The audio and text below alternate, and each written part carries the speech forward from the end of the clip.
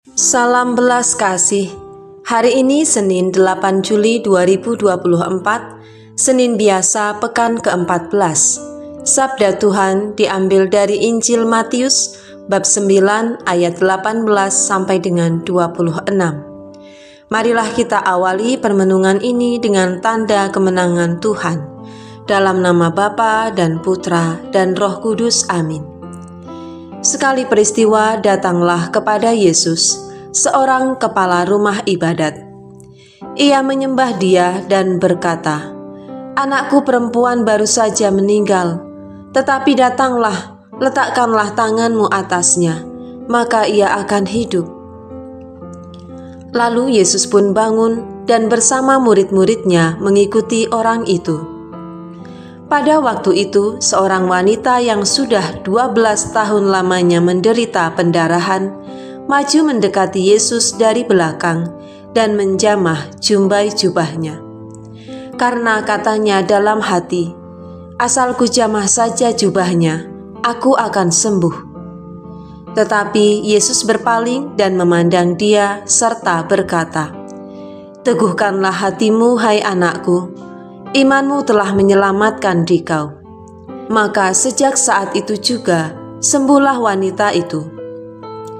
Ketika Yesus tiba di rumah kepala rumah ibadat itu dan melihat peniup-peniup seruling dan orang banyak yang ribut, berkatalah ia, "Pergilah, karena anak ini tidak mati, tetapi tidur." Tetapi mereka menertawakan dia. Setelah orang banyak itu diusir, Yesus masuk. Dipegangnya tangan si anak, lalu bangkitlah anak itu. Maka tersiarlah kabar tentang hal itu ke seluruh daerah itu. Demikianlah sabda Tuhan. Terpujilah Kristus.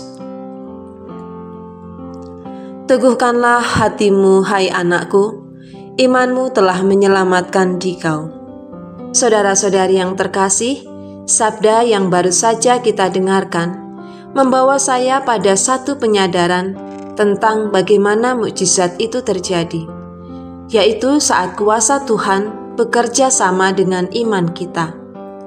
Kepada wanita yang sakit pendarahan itu, Yesus berkata, "Teguhkanlah hatimu, hai anakku, imanmu telah menyelamatkan dikau." Iman yang bagaimana yang dimaksudkan? Saya pun tidak mampu menjelaskannya dengan kata-kata, tetapi mari kita sejenak mencoba berada di posisi kepala rumah ibadat dan wanita yang sakit pendarahan itu, agar kita masing-masing mampu menangkap sikap batin seperti apa yang Tuhan kehendaki, supaya kuasa-Nya bekerja dalam hidup kita. Mari kita mencoba berada di posisi kepala rumah ibadat itu. Apa yang kita rasakan saat orang yang kita sayangi, bapak, ibu, anak, suami, istri, atau teman yang sangat kita kasihi sedang berada di ambang maut. Padahal segala sesuatu telah kita upayakan untuk kesembuhan mereka.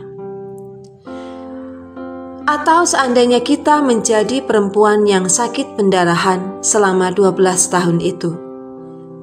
Selama 12 tahun itu pula, kita dianggap najis, apapun yang kita sentuh dianggap najis sehingga kita tidak bisa sembarangan. Kita diasingkan dan kita tidak memperoleh akses untuk bisa pergi beribadah ke gereja karena kondisi kita. Sebab pada waktu itu, seorang wanita yang sakit pendarahan tidak diizinkan untuk pergi ke rumah ibadat. Saudara-saudari yang terkasih, dari kedua kondisi tersebut, apa yang kita harapkan? Kesembuhan bukan? Namun apalagi yang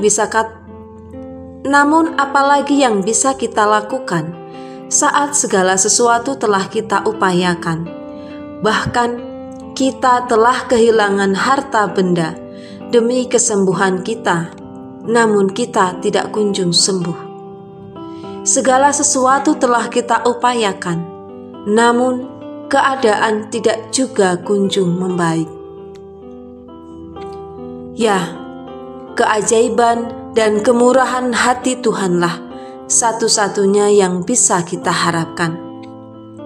Bayangkan bahwa orang yang Anda kasihi itu sedang berada di ambang maut, dan dalam perjalanan doa Anda kepada Yesus, ternyata mereka meninggal dunia.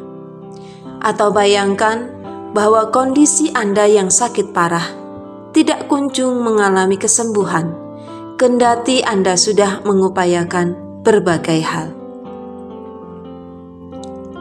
Saudara-saudari yang terkasih, mari kita melihat bahwa dalam kondisi tersebut, kepala rumah ibadat dan wanita yang sakit pendarahan itu tetap pergi menemui Yesus.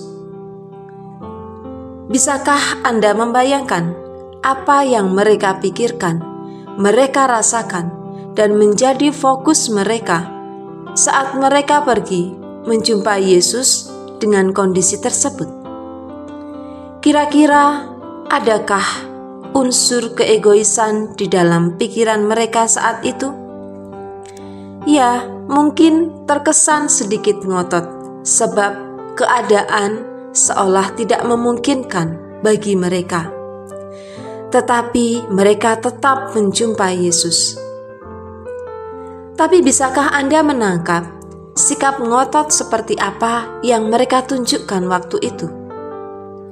Saya pribadi menangkap bahwa dalam diri kepala rumah ibadat itu ada hati yang penuh kasih kepada putrinya, penuh pengharapan pada kasih Yesus, serta hati yang mengakui bahwa dia tidak berdaya untuk mengubah keadaan.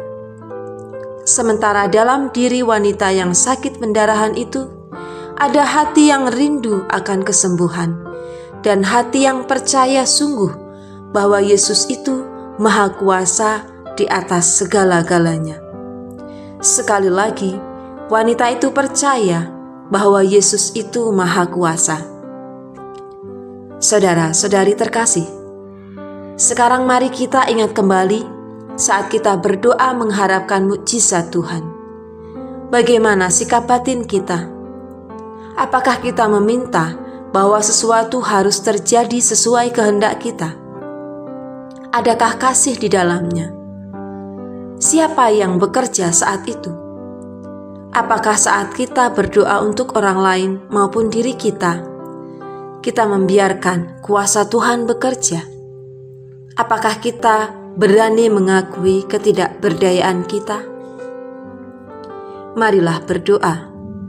Bapa yang Maha Kuasa, kami bersyukur atas kasih-Mu yang boleh kami alami melalui Yesus Kristus Putra-Mu. Kami mohon iman yang teguh kepadanya, terutama saat hidup kami sedang terguncang hebat, supaya kami memperoleh pertolongan dan kemurahan hati-Nya, seperti yang dialami oleh putri kepala rumah ibadat dan wanita yang disembuhkan dari sakitnya itu. Sebab Dialah Tuhan kami yang meraja bersama Dikau dan Roh Kudus, kini dan sepanjang masa. Amin. Dalam nama Bapa dan Putra dan Roh Kudus. Amin.